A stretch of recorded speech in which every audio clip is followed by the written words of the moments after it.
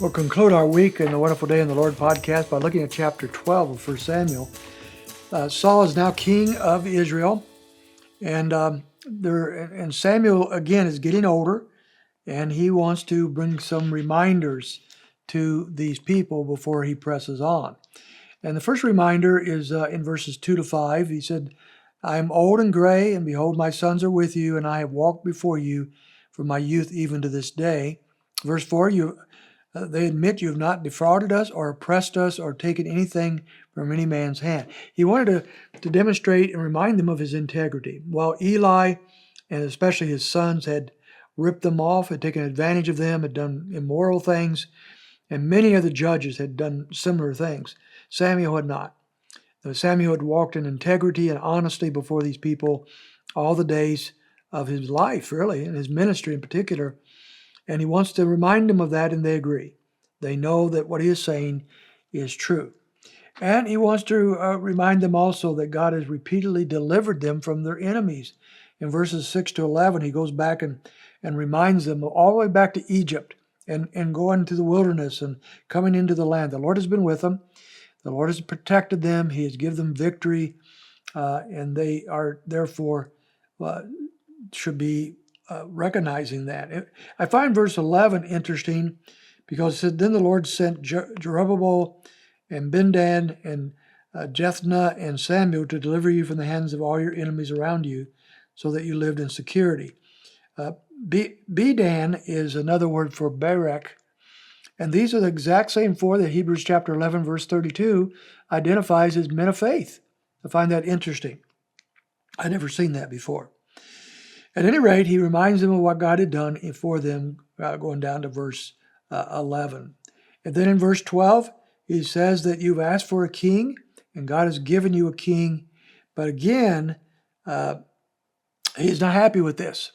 He says to them, but a king shall reign over us. You demanded this king, although the Lord your God was your king. He reminds them that they have actually really rebelled against the Lord here.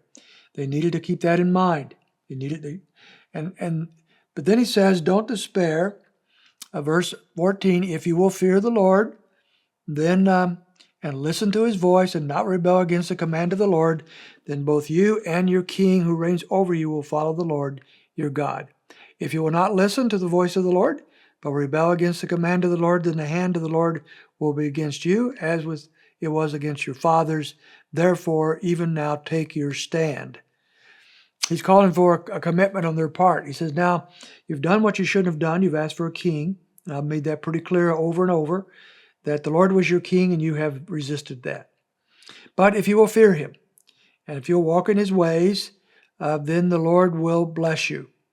But if you do not, verse 15, if you do not listen, well, the Lord is going to curse you. That goes all the way back to Deuteronomy, the blessings and cursings on Israel for their obedience or disobedience. And then he calls for a commitment. Take your stand on this. Decide what you want to do. Now, what do?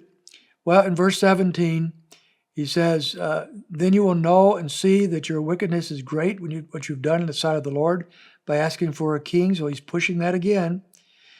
And then the people said to Samuel in verse 19, pray for your servants to the Lord so that we may not die. They now recognize that they've added to all their sins this evil by asking for ourselves a king. Now they recognize their sinfulness and what they've done. It's taken a long time, but they do recognize it. But it's too late. Saul has been anointed. God had chosen. And so Samuel says to them, verse 20, do not fear. You have committed all this evil, yet do not turn aside from following the Lord, but serve the Lord with all your heart. Okay, you made a mistake. You sinned, but the Lord will forgive, and he'll call you to follow him. You need not fear if you do that.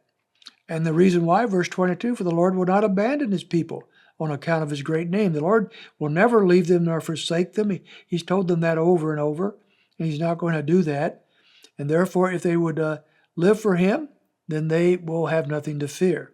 On Samuel's part, he says, moreover, as for me, as far as it is for me that I should not sin against the Lord by ceasing to pray for you, but I will instruct you in the good and the right way. Samuel says, as for me, I'm going to do two things.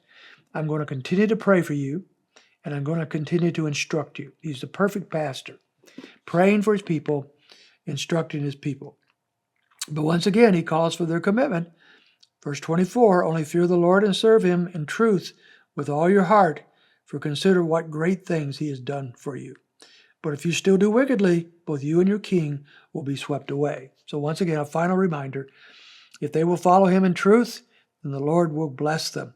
But not, the Lord will deal with them. He will curse them and sweep them away. And so this is, as we come to chapter 13 tomorrow, we're moving ahead to some of the things that Saul will be doing. But now at this point, the people have made a commitment to follow the Lord, and they seem to be sincere about doing so.